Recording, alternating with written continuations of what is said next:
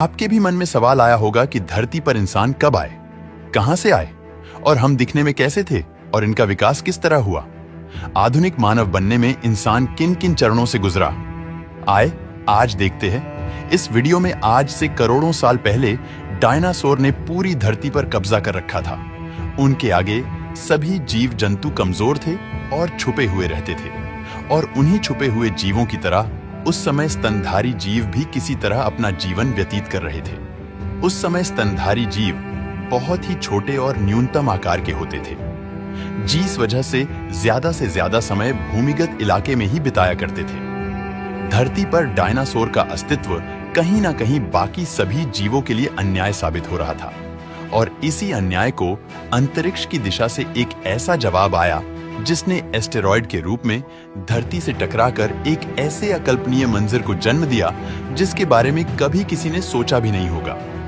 आज से तकरीबन 65 मिलियन साल पहले एस्टेरॉयड के कारण धरती पर एक भीषण विस्फोट हुआ, और उस विस्फोट के कारण इतनी तीव्र ऊर्जा उत्पन्न हुई कि जिसे धरती पर कभी किसी ने एक्सपीरियंस नहीं किया था। इस ऊर्जा से बचने के लिए छोटे और स्तनधारी जीव तो हमेशा की तरह जमीन के अंदर घुस गए और धरती के अंदर ही छोटे छोटे कीड़े मकोड़ों को अपना भोजन बनाकर जीवित बच गए। लेकिन डायनासोर के लिए उनका विशालकाय शरीर ही उनके लिए मौत का कारण बन गया। रेडिएशन और एनर्जी के डायरेक्ट संपर्क में आने से सभी डायनासोर की प्रजाति का अंत हो गया। एस्टेरॉयड के टकराने से धरती पर खतरनाक रेडिएशन फैल रही थी, जिससे मानो समस्त संसार में प्रलय आ गया था। आसमान में धूल की मोटी परत जमने से सूर्य मानो अस्त सा हो गया और चारों ओर अंधेरा सा छा गया। धरती पर सूर्य की गर्मी तो नहीं पहुंच रही थी, लेकिन एस्टेरॉयड के टकराने के कारण धरती इनिशियली काफी गर्म हो चुकी थी। एस्टेरॉयड के टकराने के बाद जब काफी साल बीत गए और सूर्य की किरणें फिर भी धरती तक नहीं पहुंची, तो इससे एक आइस एज की शुरुआत हो गई।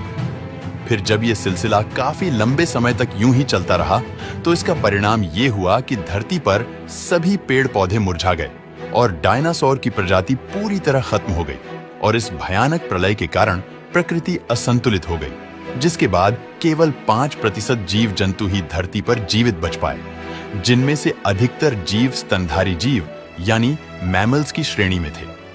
कुछ साल बाद धरती का तापमान बैलेंस हुआ, तो प्रकृति फिर से धीरे धीरे सामान्य होने लगी।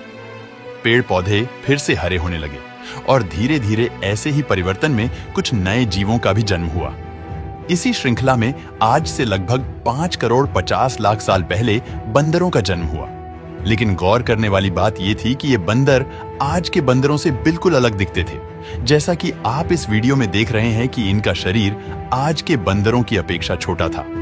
मुंह आगे की ओर थोड़ा सा लंबा था और पूंछ गिलहरी की तरह ऊपर उठी हुई थी।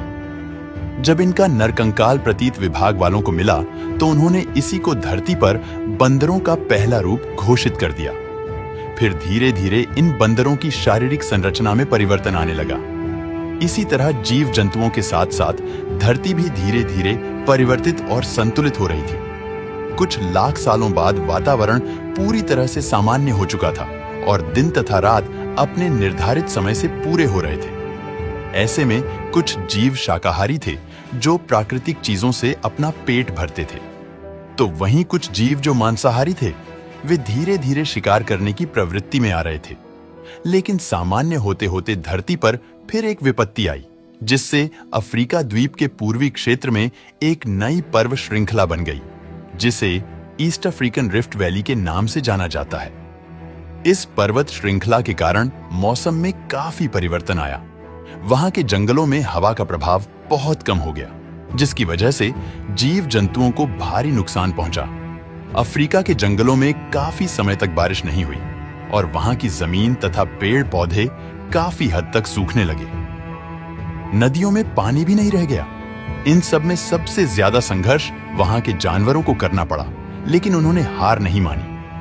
अफ्रीका के इन्हीं जंगलों में एक प्रजाति रहती थी जिसका नाम था पिएरोलैपिथेकस, और आपको जानकारी होगी कि जानवरों की यह प्रजाति आगे चलकर हमारी पूर्वज बनी। जैसा कि बंदरों का स्वभाव है कि वे एक डाली से दूसरी डाली पर कूदते हैं, और इसके लिए वे अपने आगे के दोनों हाथों का सहारा लेते हैं, उस समय भी ऐसा ही होता था, लेकिन धीरे धीरे यह बंदर अपने 2 पैरों से पेड़ की डाली पर खड़े होने की कोशिश करने लगे और धीरे धीरे 2 पैरों पर खड़े होने की इनकी क्षमता मजबूत होती गई। समय में आगे जाकर जब उनका विकास हुआ तो इन प्रजातियां में भी अलग अलग रूप देखे गए। इनमें से कुछ तो चिंपांजी बन गए, जिन्हें हम आज भी देख सकते हैं कि वे इंसानों से काफी मेल खाते हैं, और कुछ प्रजातियां धरती पर उतरकर पूरी तरह से इंसान बनने के लिए धीरे धीरे विकसित होने लगी। इन सभी प्रजातियां में सबसे पहले अर्डिपिथेकस रामिडस पेड़ों से धरती पर उतरकर अपनी भोजन तलाशने लगी और जीवन जीने लगी। ये एक क्रांतिकारी कदम था, क्योंकि इसके माध्यम से आगे आने वाली पीढ़ियों को एक नई प्रजाति की धरोहर मिलने वाली थी। अब तक के में आई हुई सभी प्रजातियां में से अर्डिपिथेकस रामिडस ने अपना विकास सबसे अधिक तीव्रता से किया, जिसके अंतर्गत इस प्रजाति के जीवों ने धीरे धीरे महज कुछ ही सालों में अफ्रीका के सभी क्षेत्रों में अपने समुदाय को फैला लिया। लेकिन अपनी पिछली पीढ़ियों से अधिक बुद्धिमत्ता होने के कारण ये सिर्फ अफ्रीका तक ही सीमित नहीं रहे, बल्कि इन्होंने अपनी यात्रा पीढ़ी दर पीढ़ी आगे बढ़ाई और फिर समय आने पर पूरी तरह से धरती के हर कोने पर निवास करने लगे। अपने बुजुर्गों के विपरीत ये पैरों से तो चलते ही थे, लेकिन इसके साथ साथ समय आने पर जब इनका शरीर इनकी आवश्यकताओं के अनुसार ढलने लगा, तब आगे जाकर इनके हाथ भी पैरों के समान लंबे होने लगे।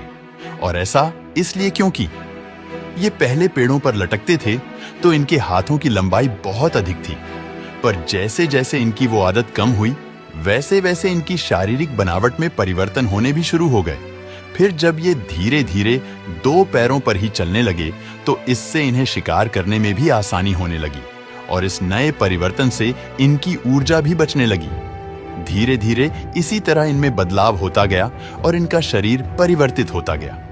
इनके हाथ पैरों की अपेक्षा छोटे होने लगे और इनके सिर की बनावट भी पहले की अपेक्षा बदलने लगी। इनकी खोपड़ी पहले आकार में छोटी थी, जो अब धीरे धीरे बड़ी होने लगी, क्योंकि इनकी बुद्धिमत्ता बढ़ रही थी। ऐसे में माना जाता है कि होमो हैबिलिस ही हमारे वो पूर्वज थे जिनके मस्तिष्क ने विकास करना शुरू किया था। धीरे धीरे उन्होंने बुद्धि के प्रयोग से नई नई चीजें सीखी, जिनमें से सबसे पहले तो उन्होंने पत्थरों को हथियार के रूप में इस्तेमाल करना शुरू किया।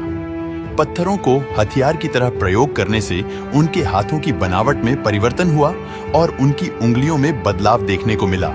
होमो हैबिलिस ने ही सबसे पहले शिकार करना शुरू किया था, लेकिन अपने प्राथमिक युग में ये शिकार को कच्चा ही खाते थे, क्योंकि इन्हें पकाने की प्रक्रिया पता ही नहीं थी।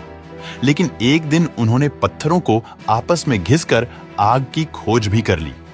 आग की खोज मानव विकास की शायद आज तक की सबसे बड़ी खोज थी। पहले तो मनुष्य आग से डरता था, लेकिन जब उसे आग का महत्व पता चला तो उसे बहुत सी सुविधा होने लगी। आग के द्वारा ये कच्चे मांस को पकाकर खाने लगे, जिससे इन्हें भोजन करने में आसानी होने लगी, और साथ ही साथ आग इन्हें ठंडे मौसम से भी बचाने लगी।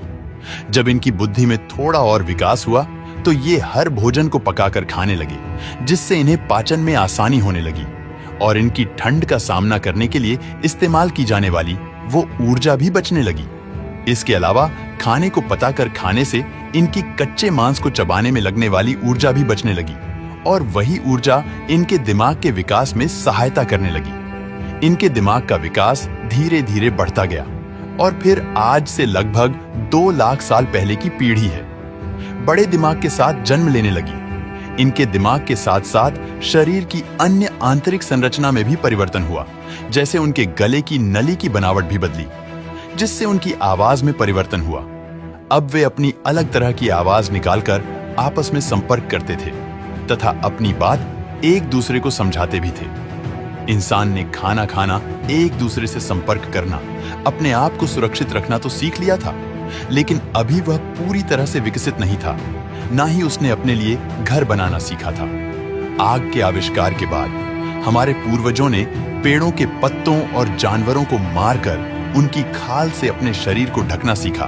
फिर धीरे धीरे बहुत सारी खोजें कि जो एक मानव को सभ्य मानव बनाती है। मनुष्य की प्रवृत्ति निरंतर कुछ ना कुछ करते रहने की है, और इसीलिए आदिकाल से लेकर आज तक मनुष्य दिन प्रतिदिन नए नए आविष्कार करता आया है और आगे भी करता रहेगा। दोस्तों, आज का वीडियो कैसा लगा हमें नीचे कमेंट करके जरूर बताएगा।